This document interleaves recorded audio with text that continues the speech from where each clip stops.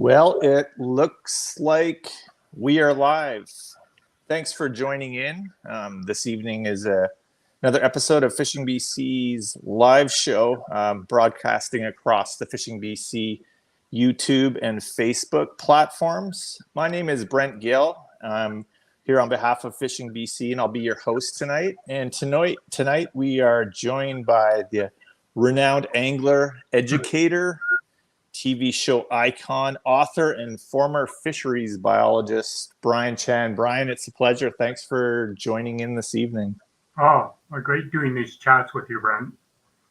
Awesome. And you're broadcasting from Kamloops. Let the viewers know kind of what's going on in the Kamloops region in the last few days here. It's raining. we got mounds of snow, and now it's raining. I mean, it's crazy.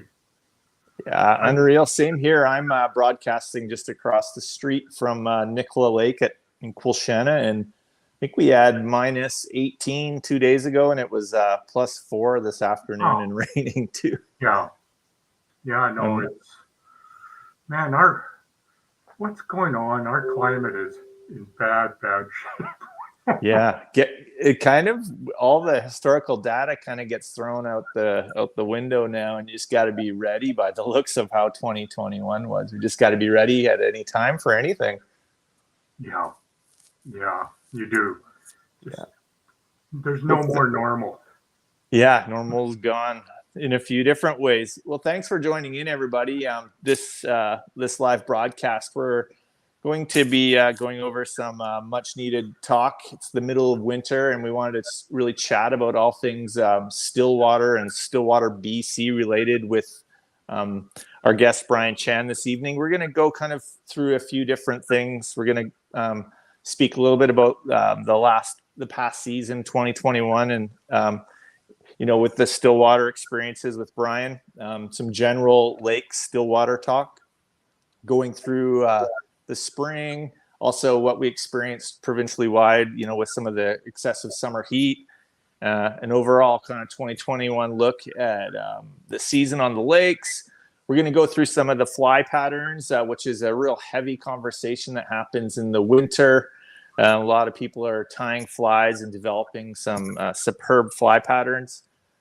Looking ahead to 2022, some of the game plans that Brian has in store, some of the newer patterns and techniques that he'll be fishing, talking a little bit about ice fishing now and just all things Stillwater related. So thanks for joining in, everybody.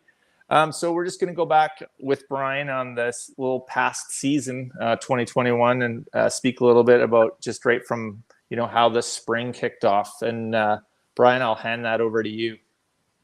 Yeah, our spring up at least in the southern interior was pretty normal, pretty typical ice off for, if you look at the past 7 or 8 years, it was pretty typical.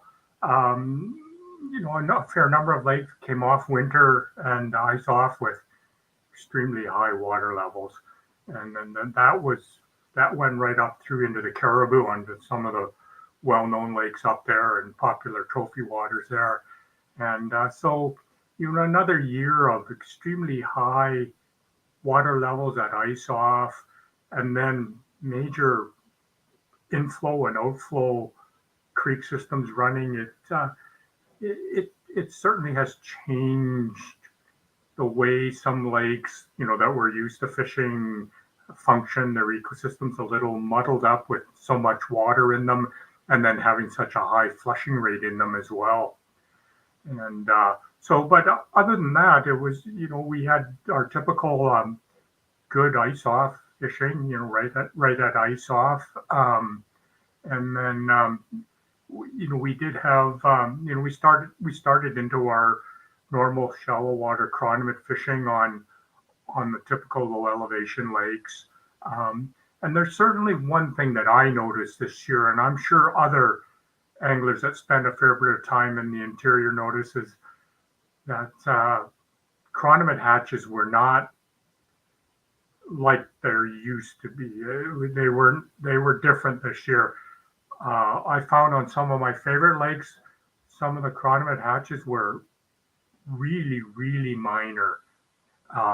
And they were short duration.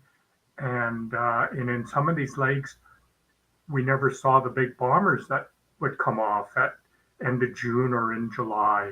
Uh, and on a few of the lakes that I can think of that I like to fish, this is like the third year now where we haven't seen those bigger chironomids. So that's a little worrisome for all of those bobber watchers.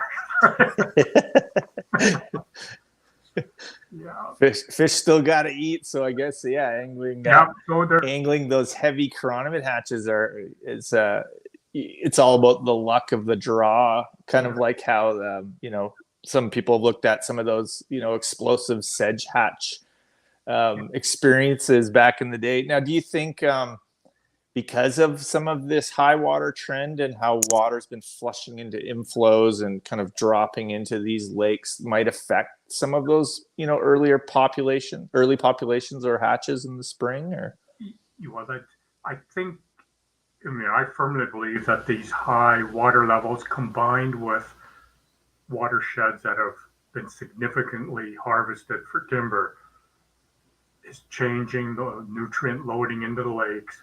There's no question. I don't know anybody could argue that. Right. And I look at my favorite lake, Roche Lake, just south of town. And when you're sitting on the lake and you look east, northeast, and southeast, and you look at the landscape, it's all deforested. It's all been logged. And that's got it. Well, I know Roche is not the lake it was 15 years ago. 30 years ago, that lake was a crystal clear water body all year round. Did not have algal blooms. Had extensive marl shoals. Lots of carabeds. You look at that lake today, it's in bloom for half the year, the season now. There's pondweed, different species of plants growing in the lake now. The carabeds are significantly reduced, and the water is tannic stained for part of the year, and it's never gin clear like it used to be. So, it's the whole aquatic ecosystem is stressed on a lot of lakes, and these abnormal years of excessive high water. I hope they're abnormal, but it's adding to it. And then you always have to factor in the fact that the watershed has been harvested at such high rates in many of these ecosystems. It's got to have an effect, and what it impacts is hatches, insect species diversity, an abundance of emergences, and as you just touched on earlier, if one thing we're learning about fishing these lakes is, as anglers, we have to be adaptable to switch patterns, try different things outside the box. If there's no chironomids coming off, or if the mayflies have stopped, or if the damselflies are not coming off, then we've got to they got to eat, just like you said. We got to think about, well, those trout have got to eat. Are they going to start grazing more heavily on zooplankton? Or if there's a forage fish in the lake, are they going to start feeding on them more heavily? And those anglers on numerous lakes that I like to fish, those anglers that have figured out, the different food sources that we need to start experimenting with are making up for those poor traditional hatches with some good fishing using more creative patterns on different food sources. Incredibly interesting information, and there's a lot of challenging factors to these watersheds and bodies of water that traditionally looked and had specific levels that a lot of individuals were used to, and now there's that adaptive stage, which again, what we were talking about earlier is they have to feed, they got to eat. So as anglers and as anglers on bodies of water that we do know that hold nice fish, that puzzle can be harder to crack. And it's really interesting talking about when real large traditional hatches aren't occurring, what's next. And what are the go-to? And we see a lot of those questions, and maybe let's chat a little bit about, say, in the spring, not being always completely double rigged and being ready with 2 chironomid rods. What would be kind of a nice secondary spring setup that's, kind of plan B to fire out off those shoals and into that shallow water in that spring season? Well, I think we need to, well, I do personally, put more emphasis on the value of fishing shrimp. Yeah. The scud talk. Yeah. In most cases, casting, retrieving, sinking lines. Sometimes it's under an indicator, but it is the most staple food source in so many of our nutrient-rich, productive still waters in the interior throat, from the southern Okanagan, east and west Kootenays, all the way up Thompson, Nicola, Caribou, up into the northern Dominica piece and beyond. They are the staple food source. So I think going forward that fishing shrimp, learning how to effectively, successfully fish shrimp and staying with it. I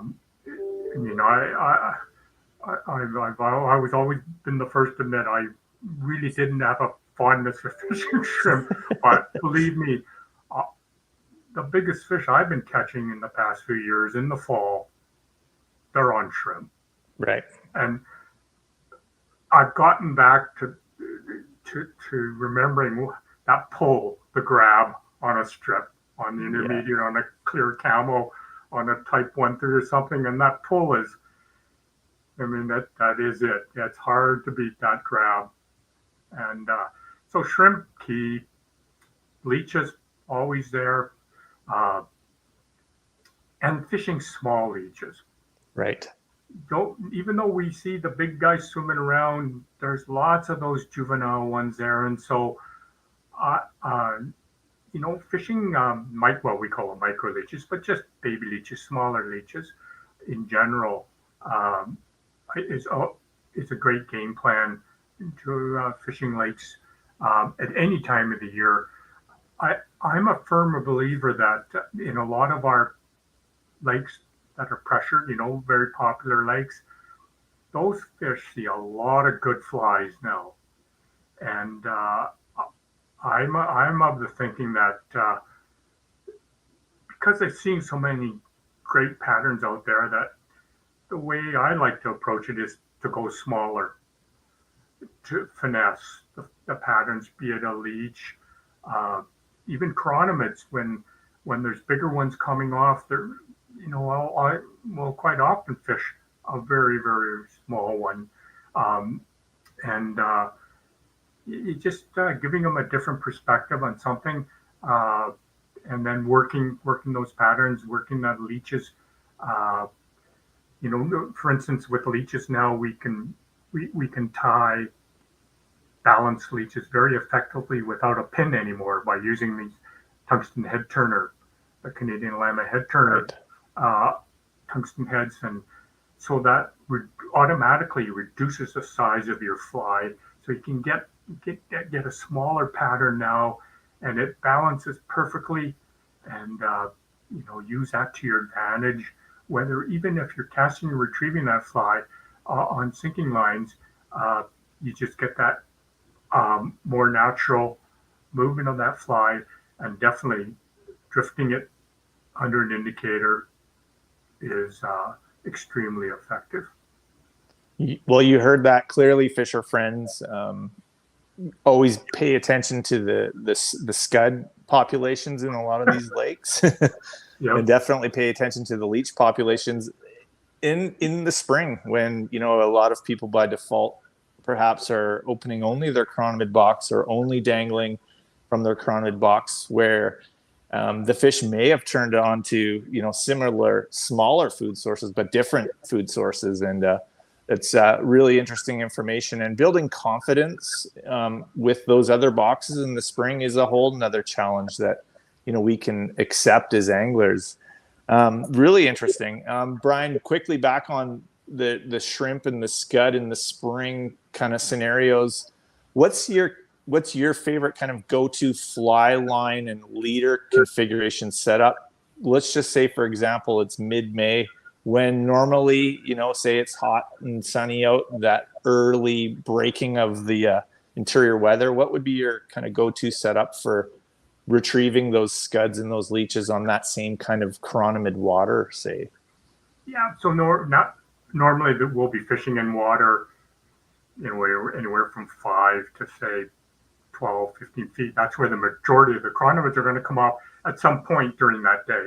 But in the early morning hours, I mean, I love to fish like a 1-3 or a full type 3, no more than a 12-foot leader, 11-foot. It's plenty. And I'll often pair that up with a bead-headed shrimp pattern.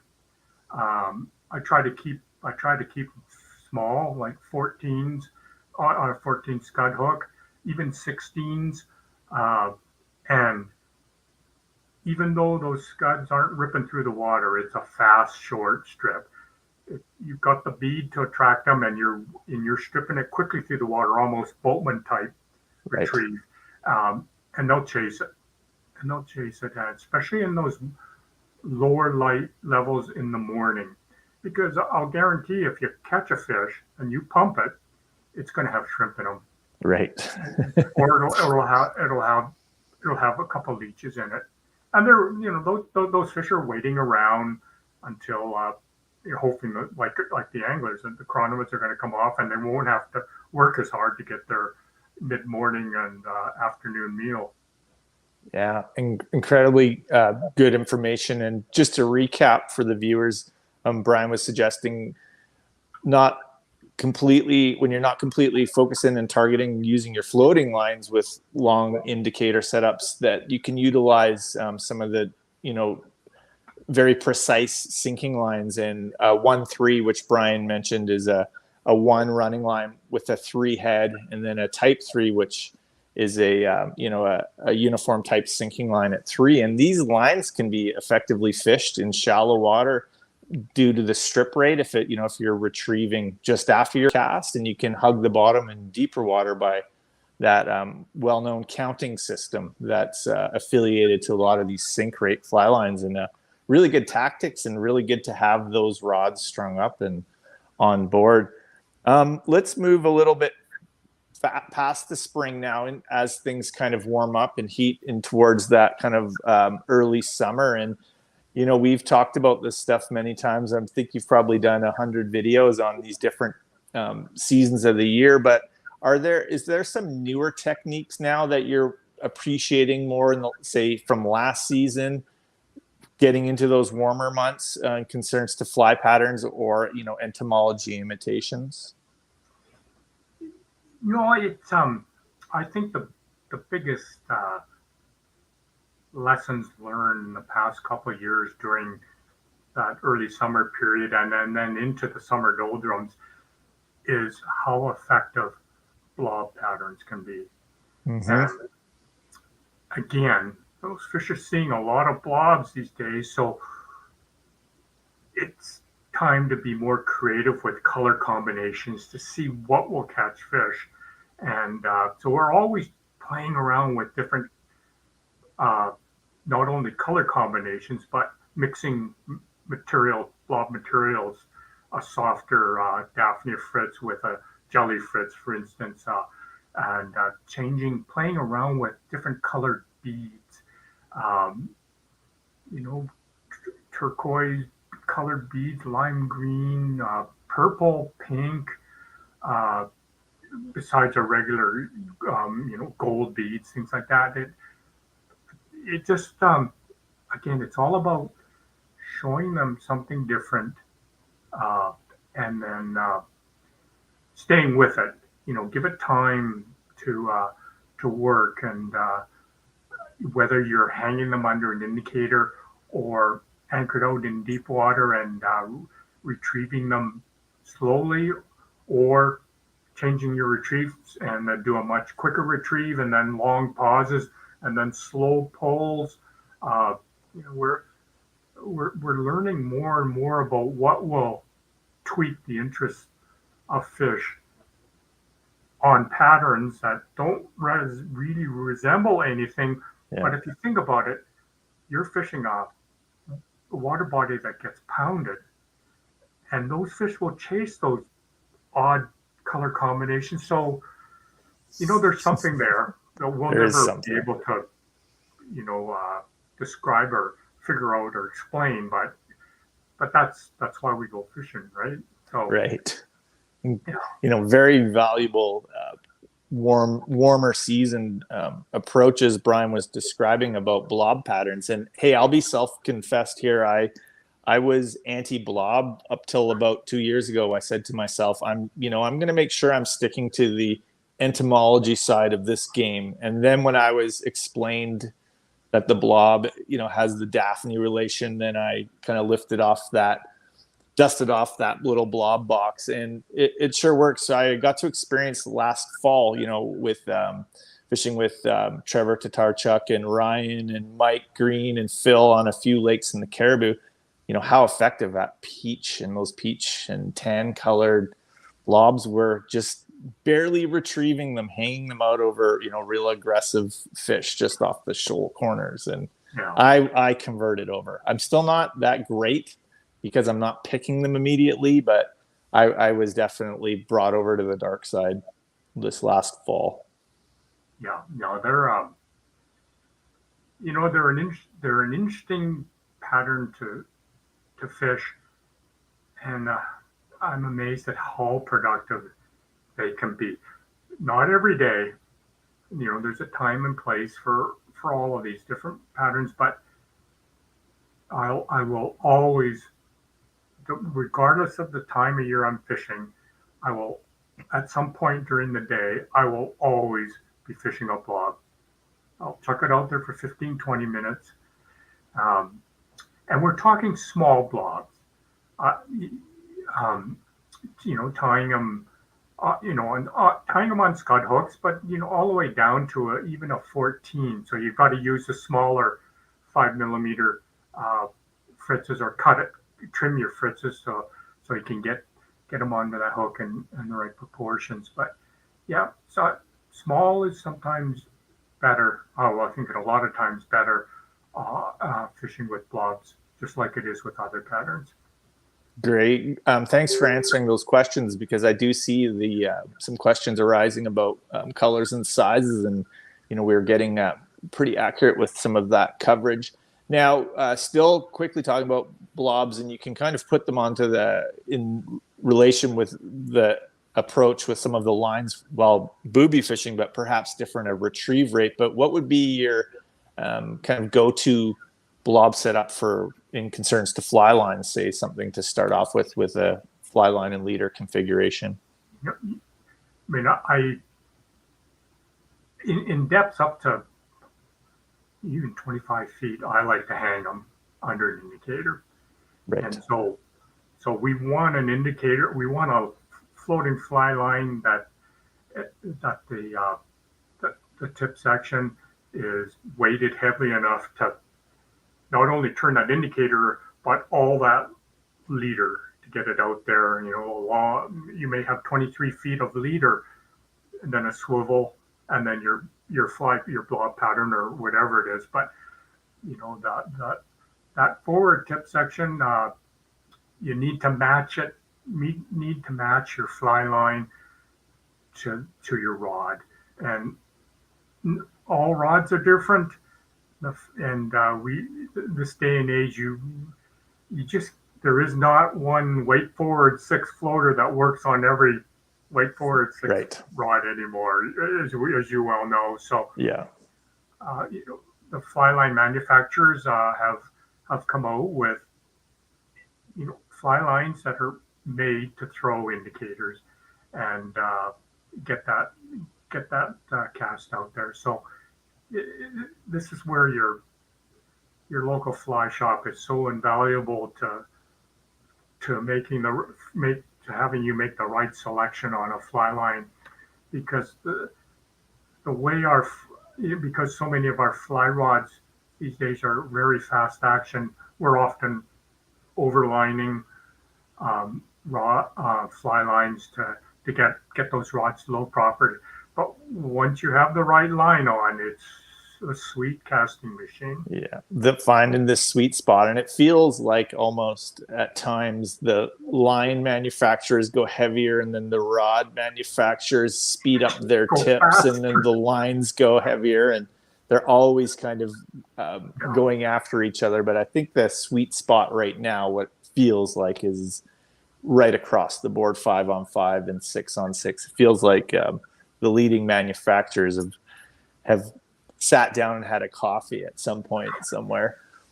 While we're talking about long leaders and indicators and just coming off the spring, and which is a absolutely deadly approach to fishing just off the mud, so to speak, with deeper chronomid approaches and fishing, like as you said, blobs off of long indicator and leader configurations. There's always a kind of an ongoing questionnaire, or shall I lightly say debate, about leader configurations. And there's kind of two schools of thought in concerns to long leader configurations while you're indicator fishing.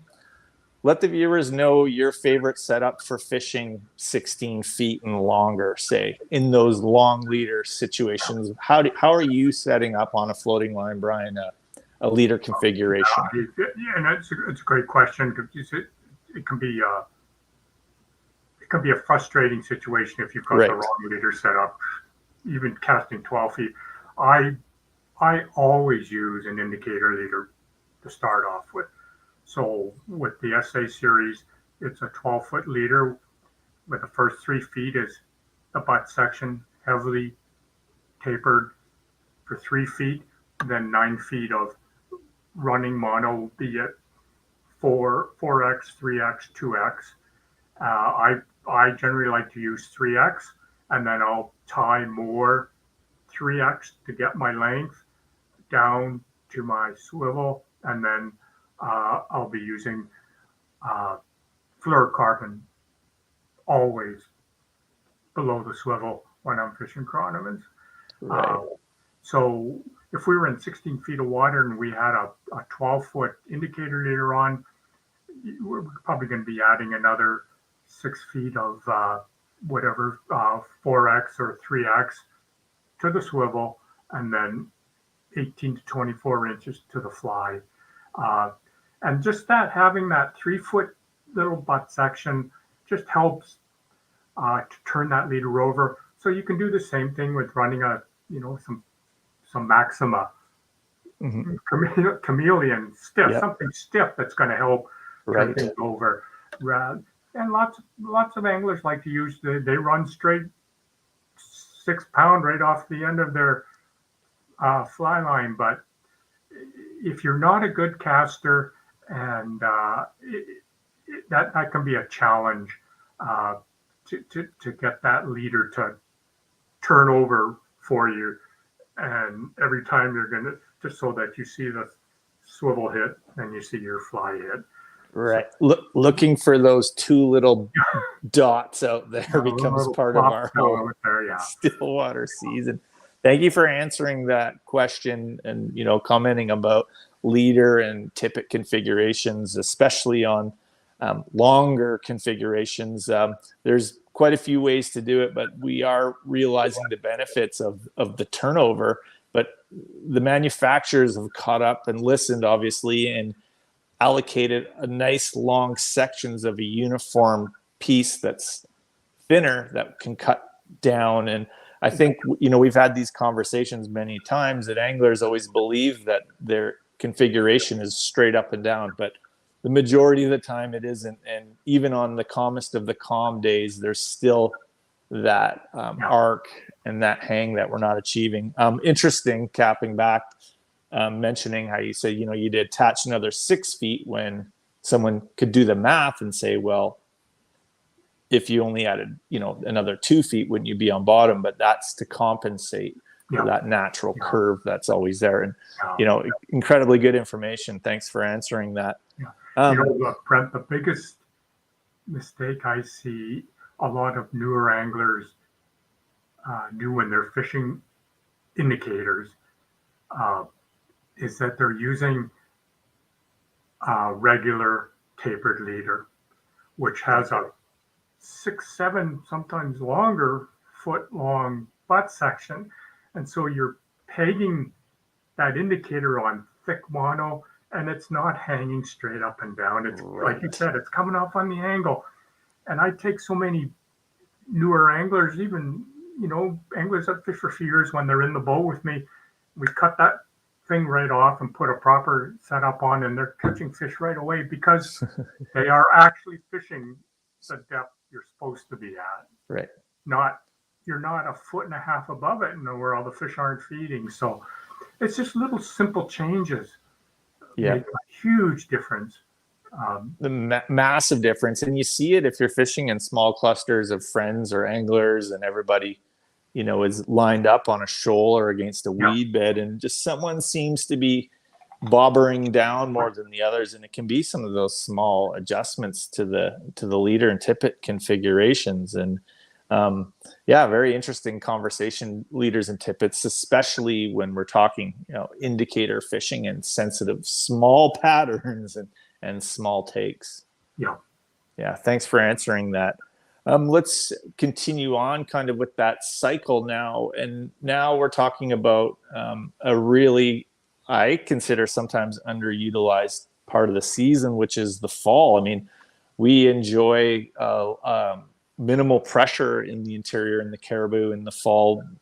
Kids are back to school, so a lot of people aren't, recreationally camping. There's a lot less traffic, and we seem to just more bump into maybe hunters in the fall. Let's talk about some of the fall, kind of go-to tactics that are some of your favorites, and maybe even just before talking about the tactics, let's talk about when those fall changes occur on those regular still waters. Yeah, so fall is a pretty broad term. I like to break it into early, mid, and then late fall. And obviously, the best fishing is late fall. It's not September, it's late October when you really get down to the nitty-gritty, because it's all about water temperature.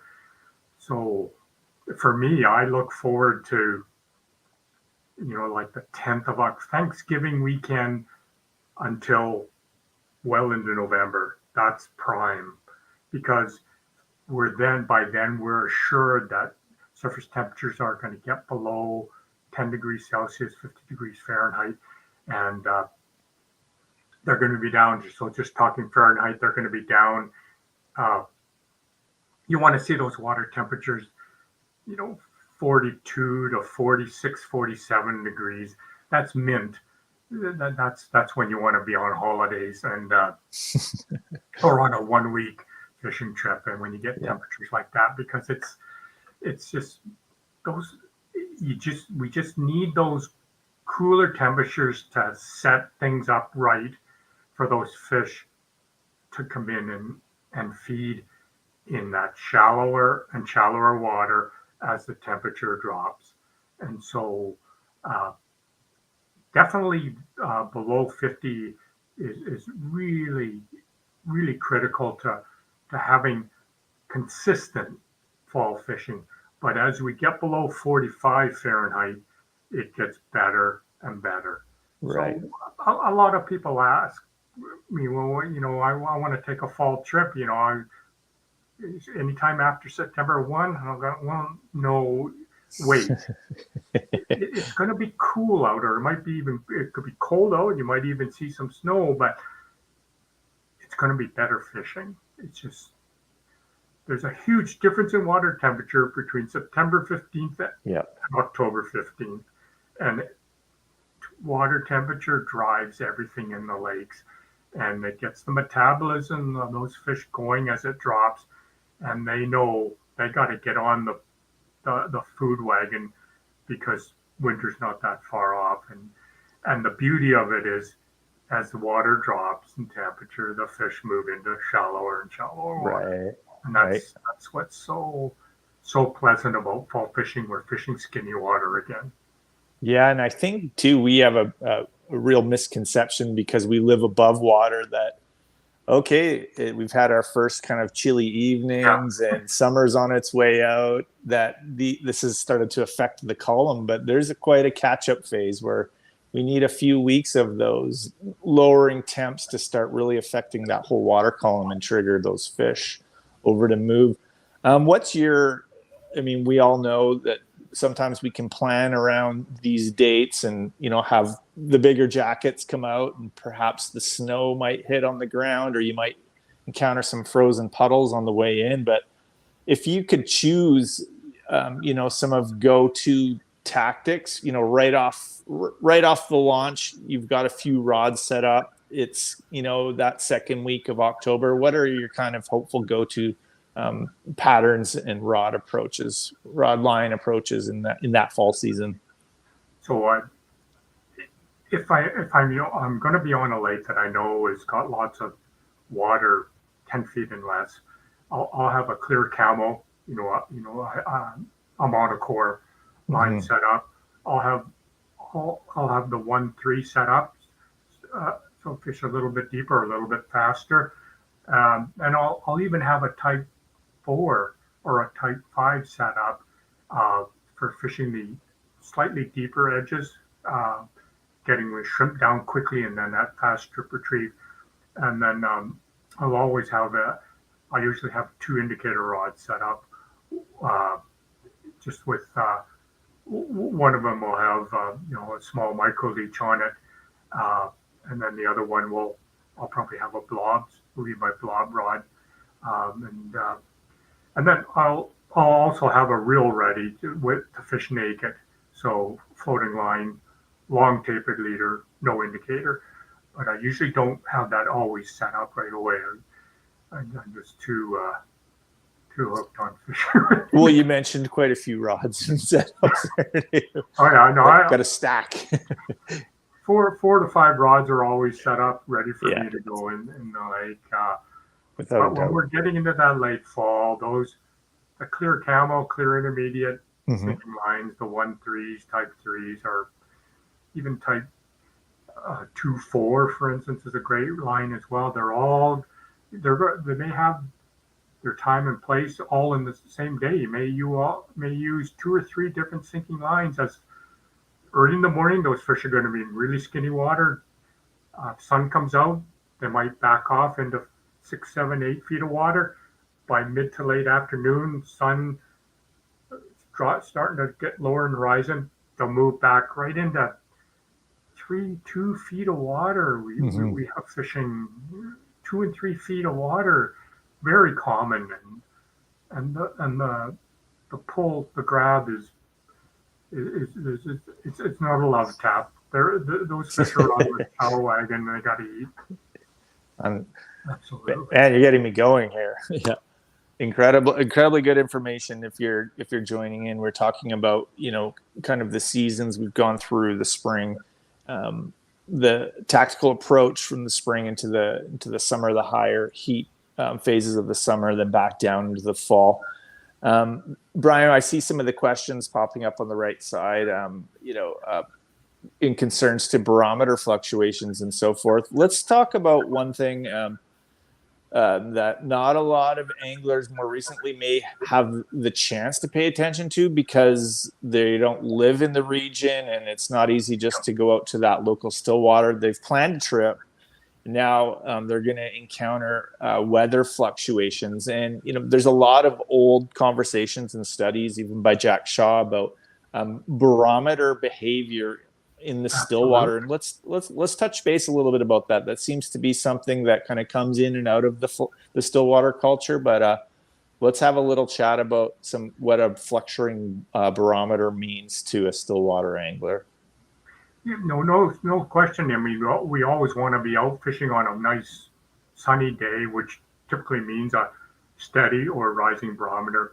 And when we're out on the water and there's a barometric change down, so there's a change in weather coming in, that change in pressure is transmitted through the water and affects the swim bladder of the fish and makes them uncomfortable, basically. Right. And so they often will go off the feed, although there'll be a lot of anglers out there saying, well, geez, I've had some incredibly good fishing when there's this thunderstorm front coming in.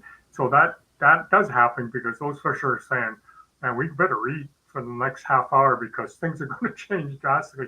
But typically, when you do get a sudden drop in barometric pressure, or if you're fishing over a several day period where the barometer is constantly down dropping, it can put the fish off and make them moody. They can go off the feed for 3, 4, 5 days, and you can tell the fish are off the feed, off the bite, because when you finally do catch a fish and you do a throat pump, you can barely get the throat pump, the tube down their esophagus because their throat muscles haven't been swallowing any food, and so they're tight, and that's how you know those fish have not been feeding. But I mean, nowadays, when I'm on a piece of water and she's tough fishing, the booby box comes out.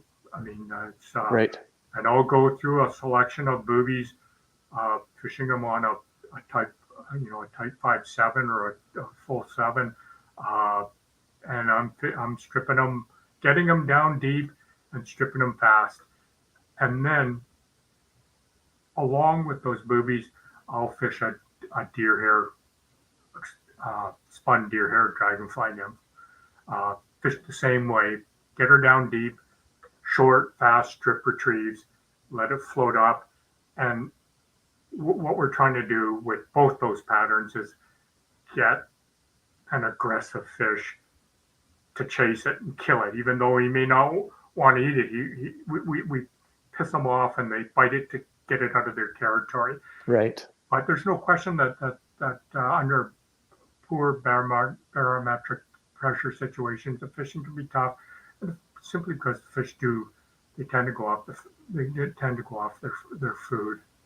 Yeah, really interesting information, and we're always learning from very well experienced anglers like yourself, and just hearing that there's actually physical effects to the trout, and it's not just something that's occurring in a scenario that we don't live in, but there's actually physical effects that can turn them off the feed just because they're clearly uncomfortable. And touching back on what you said about searching some of those columns with faster sinking lines with booby patterns or spun dragon patterns and short leaders, and having that erratic retrieve where you're now presenting that fly into that zone where they may be sulking, and those real fast and erratic strips can trigger a bite where a lot of time the fish aren't feeding on that imitation. They're more just saying, get out of my way, or I don't like you.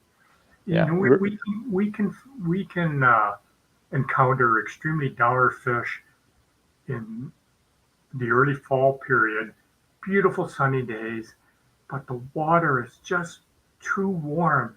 And I remember last fall, I was in the East Kootenays with Don and Dale Fresky filming some shows, and we were on a beautiful little marl lake, and we could see the fish down there, and they were sitting it was a beautiful bluebird day.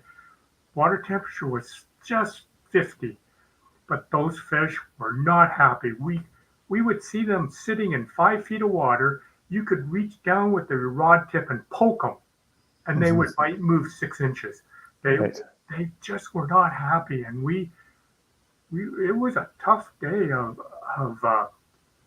trying to entice those fish to eat, and we managed to catch a few fish on boobies, but what we did better was on big white zonker style rabbit strip things and stripping across their face. And I mean, there's nothing in the lake that looks like that they would chase it. But those are when you encounter dour fish, you really got to dig out all the fly boxes and start looking at things that haven't seen the light of day for years, because you never know what's going to work. Yeah, really, really, really interesting if you think about it, and possibly a lot of this could be direct comparisons to how some of these lures work in lakes where hot shots or spoons or spinners, where we can't really identify where that food source falls into play, but hitting that because it's down deep in that zone out of pure aggression. And It's interesting when you talk when we talk about aggression takes over feeding takes, and that depth of water and those unorthodox patterns and fast stripping, and really valuable information for anglers at all levels to always have those attractors and those faster sinking lines and some of those techniques in their arsenal, and they can save the day. Like Brian was saying, there's scenarios where you could touch a fish with your rod tip because they're just sitting there and sulking, but an unorthodox pattern comes flying by their face, and they punch it. They don't have hands, so they punch it with their mouth. You got to be willing to try different patterns and tough it out for the day, because at 5 o'clock that evening they may decide, okay, let's eat. We've had enough just sitting around all day. But we all encounter dour fish, and they don't want to eat. It's hard to make them eat, but you can make the odd fish eat. Right. There still is hope. We just went over some of the questions and old theories and new theories about barometric pressure and the effects, and what I learned even this evening of the effects of how it can trouble fish, sometimes even physically. It's very interesting information. Something it concerns to another element that happens, especially in the area that I'm residing in right now, in the Thompson Nicola, and very infamous in the Kamloops Plateau and into the Caribou, is wind. And it's something, obviously, again, like a barometer, it's something we can't plan our trip around. But there are factors that wind plays in big time into stillwater fishing, and things that I've learned lately using a lot of underwater cameras and GoPros and underwater dome filming is sometimes when there's wind, that whole column is moving with it, all the bits of floating matter and plankton and organisms, and that lake can completely start changing. Brian, in concerns to wind, which is something that we encounter, I would say 50 to 60% of our season, is there a different approach you have to a stillwater when the forecast wasn't for wind, and then it starts getting up into that 5 to 10 in the middle of the afternoon? Does that change your tactics on a common stillwater? Yeah, obviously we like, if we have a choice, the lake is irregular shape, we can try to tuck out of the wind. But when we're dealing with wind and we can't get out of it, then obviously, if it gets too lumpy out there, we indicator fishing really it can really impact how effective it is, because there's just too much bounce on the fly, moving it up and down too much. We can try putting heavier flies on just to try to slow that bounce down, but it means basically going and fishing naked, floating line, long leader, or getting the sinking lines out and working, starting at the bottom depths and working up through the water column, because those fish could be mid-water. We don't know where they are feeding, and of course, we're always using our depth sounder, regardless of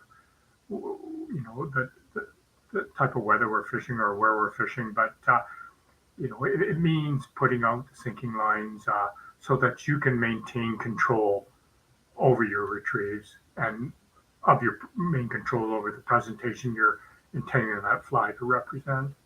Yeah, very, very good information. And what we learn all the time is how wind can sometimes be in our favor, where the lake's kind of flat, calm, and the fish are spooky and things seem to be, microphoned or elevated. Then that little bit of that breeze starts happening. The light now is refracting across the shoal bottom. Maybe they're not feeling as much predator-prey instincts. And, of course, those indicators start jumping our patterns a little better. I mean, the perfect day is a nice, gentle, we call it, like Don Fresky, we call it the Fresky riffle, just enough to make your indicator move. It masks us from the fish in shallow, clear water, and they can't see us, we can't see them. And it just provides, if you think about it, when you're fishing with indicators, and tied on with a loop knot, regardless of the pattern, you got 100% more lifelike action.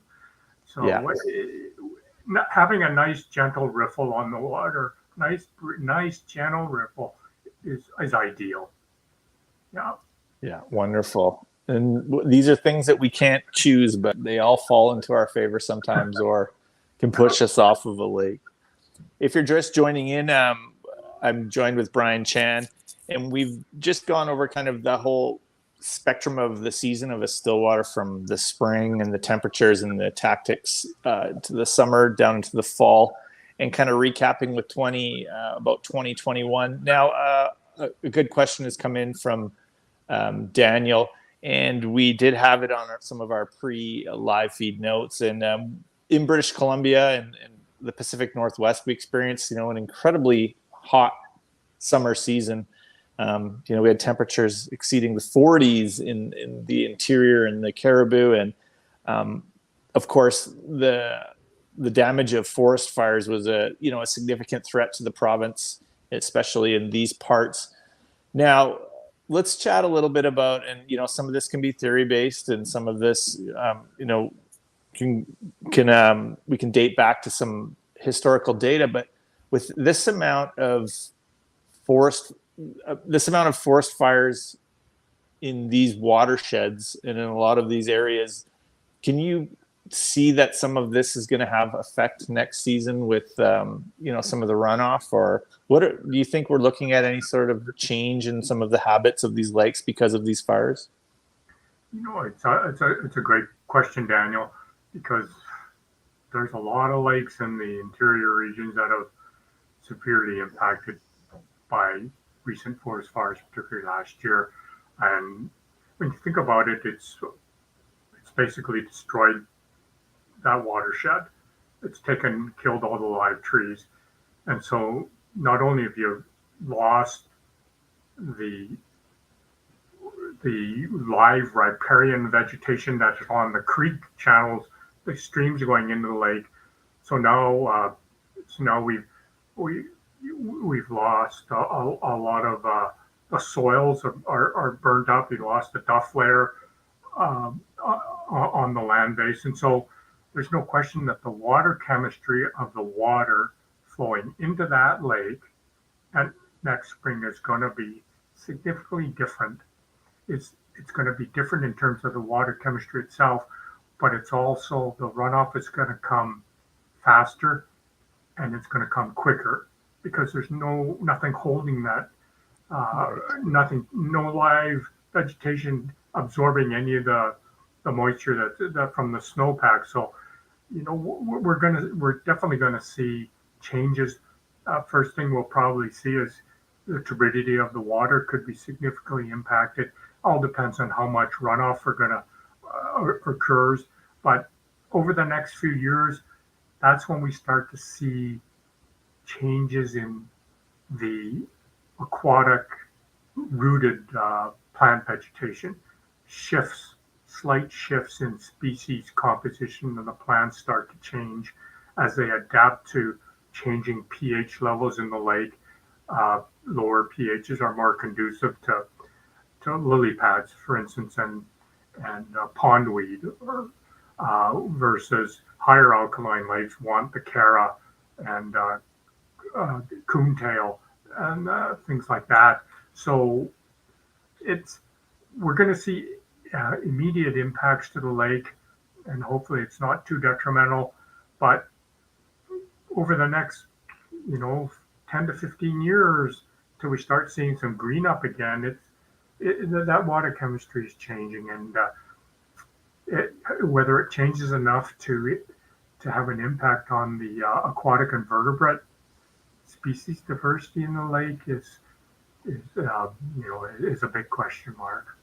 Right, and these are all things like, as we were speaking about earlier, that we just start to become good at figuring out alternative plans and kind of learning situations that arise as we go with some of this very apparent, spikes in heat and lower lows and higher highs and some of the runoff from heavy deforestation. And I guess we're really, fortunate. Fortunately, we're have such a plethora and a massive amount of lakes to choose from living in this province that it just keeps that kind of game of where and when constantly evolving, and which makes this sport or hobby so exciting. But I think it means what it's telling us is, as anglers, we need to be mobile, and maybe it's time to explore some other lakes in different parts of the province, like areas that haven't been impacted as much. And searching out, fishing new water it's just another adventure, another challenge that I really enjoy. Yeah, myself included. Yeah, and thanks for that information. And these are things that, these questions arise, periodically as we have these incredibly strange, systems that occur and weather patterns. And I appreciate your insight into that.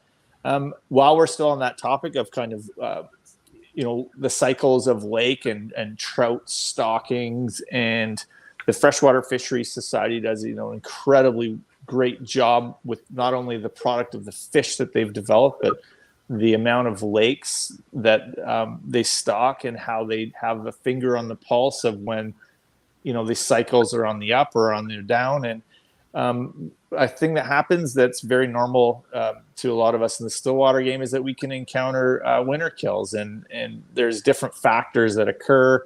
You can have, excessive snowfall that can choke out a lot of that photosynthesis occurring, or mixed diverse inflows of different levels that turn that stratification of the lake and the system off. Now, what happens in concerns to a body of water when it's been deemed winter killed or in trouble? How does the society, how do they look at that lake, and what are the kind of the following steps over the next few years?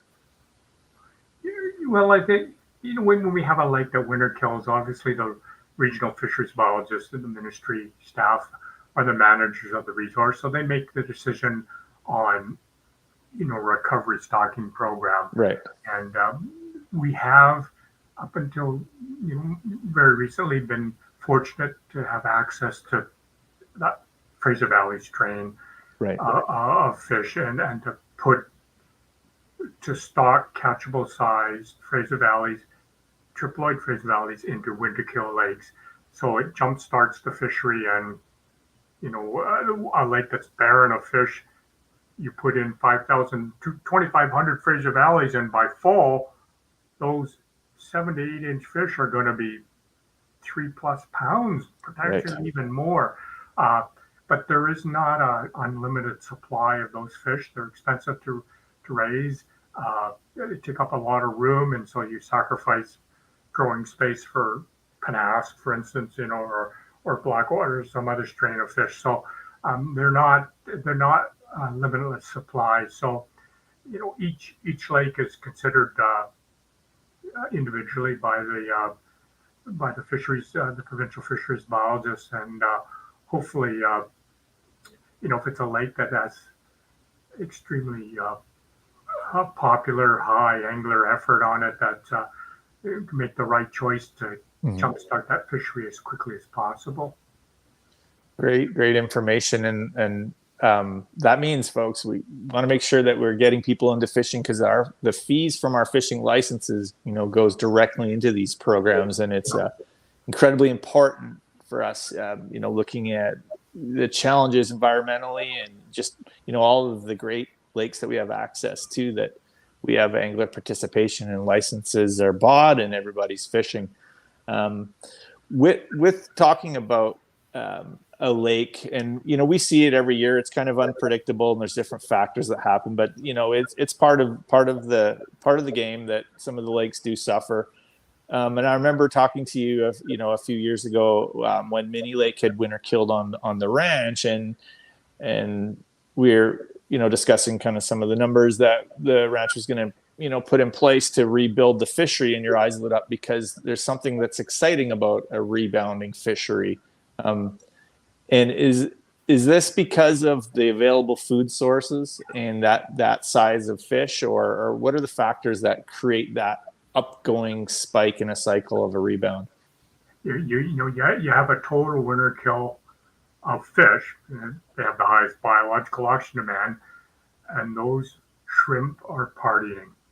A lot of mating going on, and the shrimp population just explodes. So now you have this fishless water body that if you put X number of fish in, they're going to grow this big. If you put X plus 10, they're going to grow this big, not as big. And so, yeah, what would even be better if that lake you were able to leave that lake fishless for a year and Right. let the invertebrates really get established again. It's a similar philosophy of farming alfalfa and leaving a field fallow and let the nutrients rebuild. Fertilize and let it sit there, and then replant it up. A year and a half later, it just gives the ecosystem a chance to catch up, take a breath, get all the shrimp happy. The leeches are going crazy, the chironomids, and then those fish that you put in there, depending on how many you put in, they're either going to be a few fish that are huge or a lot more fish that are not as big. Right. Excellent information. I mean, firsthand from somebody that's participated for decades on the rehabilitation of lakes. And while we're still on that topic, with the wonderful World Wide Web and the internet, anglers now have access to seeing stocking numbers and identifying certain lakes. And maybe just talk a little bit quickly about how these numbers can sometimes dictate fish sizes, where a lot of newer anglers aren't really sure what they're looking at when they see, say, 2,500 fish were put into a certain lake. Does this formula pertain to fish size? Yeah, historically the stocking densities in lakes were based on how much shoal area, water 20 feet and less are in the lake. Right. And we would use a formula to dictate how many hundred yearlings or fall fry would go into the lake to get, 1.5 pound fish. But these days I'm a firm believer of looking at individual lakes. And if it's a lake that you're managing as a trophy fishery, for instance, because it's got a reduced limit or it's closed in the winter, it's got gear restrictions on it, then you want those fish to grow, and that the harvest rate is going to be low, but you don't want to overstock it to reduce the overall potential of that lake to grow some big fish. So regional fisheries biologists decide which lakes are managed for family fisheries, quality fisheries, trophy fisheries, that type of thing. And then they put a request into the Freshwater Fisheries Society for specific numbers of fish. But I always tell anglers, there's lots of great information on the society website, gofishbc.com. So you look at the stocking rate of the lake, and then you look into the regulations and see what the regulations are. If it's managed as a 1 fish, 2 fish, or catch and release, you'll see that management plan reflected in the significantly reduced number of fish that are stocked on an annual or potentially every other year basis. And and the other thing anglers need to understand is that the general rule of thumb is if there's good access to a lake, then yearlings will go into the lake, 1-year-old fish. If it's poor access, then they're put in by helicopter in the fall, and they're stocked as fall fry. So they're only 6 months old. So there's a big difference being a year-old going to lake this big or 6 months going this big. So it takes those fall fry longer to catch up to growth rates of what a yearling fish is. And then you have to factor in natural mortality and predation by loons. Right. Loons eat a lot of fish. Mm-hmm. And if you think about a small, say, a 25, 30 acre lake that only gets 2,000 yearlings a year, and there's 3 pairs of loons on that lake, they're a pretty effective fishermen. And they can really impact the numbers of fish in that lake. So there's other variables, that have to be considered.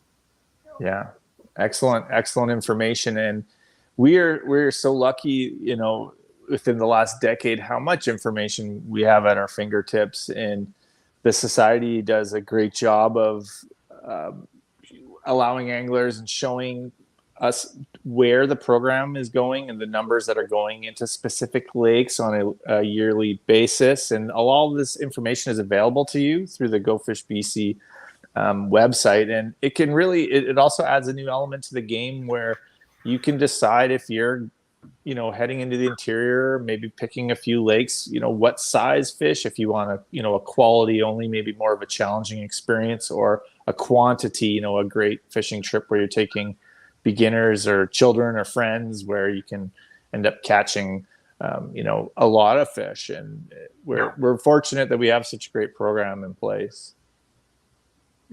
I know we're so fortunate that we have such nutrient-rich water bodies that allow fisheries managers to offer that diversity of fishing experiences. So yeah, without a doubt. So you hear that, people, make sure you buy your licenses and bring your friends and get them to buy their licenses, and that's where this all goes. And that's why we're so fortunate as Stillwater anglers to have thousands of choices every season.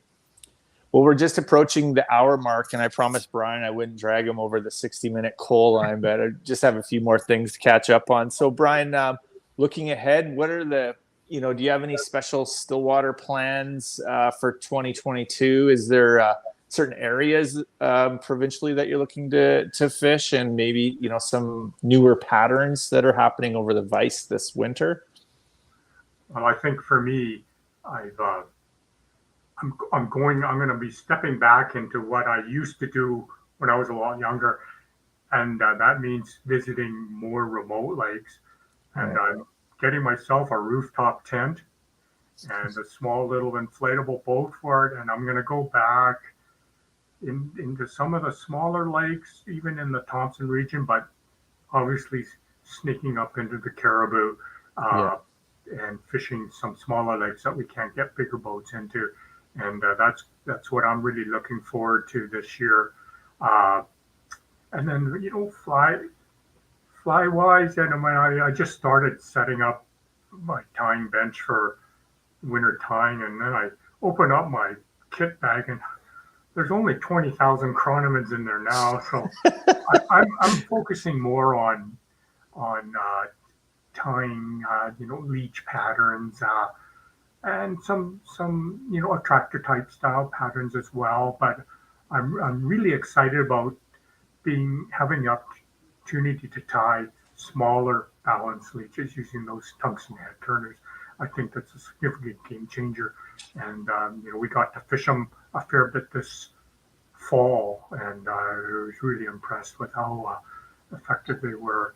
And obviously, you can never have enough chronomids. And we're so fortunate to have such good materials. I can't believe how the creativity of fly ties that are out there. That we see some of the guys that you fished with in last fall. It's crazy. It's crazy, unbelievable materials, and how innovative, creative some of the fly ties are out there now. And they're beyond realistic. That's all. Yeah. It's incredible the attention that can be put on. And what I'm grabbing from the last few minutes of conversation is the word small seems to have arrived a few times. Brian's looking forward to reaching into the depths and into those roads and hitting some of those smaller lakes where you're dropping in smaller craft, tying some smaller leeches, and making sure that the stock is heavily with some of those smaller, intricate chironomid patterns. So lastly, before we and the live feed here, Brian. So what's happening next year in concerns to, do you have any courses or any events coming up that we can let some of the viewers know about? We'll also certainly be filming some shows with Sport Fishing on the Fly. It's always a fun time getting together with Don and Dale Fresco. We have a great time. It's just a fun time going fishing. And then Phil Rowley and I, are partners in our small fly business, and we're going to be hosting a couple Stillwater weeks, 4-day schools down at Corbett Lake. We're doing one in June that's already filled up, but we're doing one in September, mid-September, 11th to 16th, for a small group of anglers at Corbett Lake. So full accommodation, meals, everything, and then time on the 4 days on the water, and then getting a chance to go out in the boat with Phil and I in our two boats, and learning how to catch some of those big fish in that lake. So no, we're looking forward. So we've got space in that school, and you can reach out to Phil or myself for more information about that. I'm going to do a bit of guiding again this year. I was able to do a bit of guiding last fall after a 1.5-year hiatus. It was great to socialize with some of my old regular guests, and hope to do a few more trips this year. But I'm just hoping that we have a more normal summer, less forest fire issues, and hopefully we don't have heat domes and again, and slides that wipe out most of the. Get back to seeing some of the hatches that we have normally experienced. But as we always say, every day on the water is different, and we just got to be really willing to try new patterns, try different lakes, and don't be afraid to fish some new waters. There's just so many of them in the province. Well, thanks for this incredible amount of precise information this evening, folks. If you're just joining in late, we'll leave this live feed up on the Facebook and YouTube platforms for Fishing BC. It's been a great evening chatting over the last hour with the one and only Brian Chan about in-depth seasons of the lake, structures, fish habitat, and fly patterns. Thanks again for joining in, everybody, tonight. Again, this feed will be available to watch for months and months ahead. And thanks again, Brian, and have a safe and sound rest of your winter season here in BC. Time to get a few kokanee. That's right. Go get that protein. Have a good evening. Great talking. Thanks again, everyone. Take care.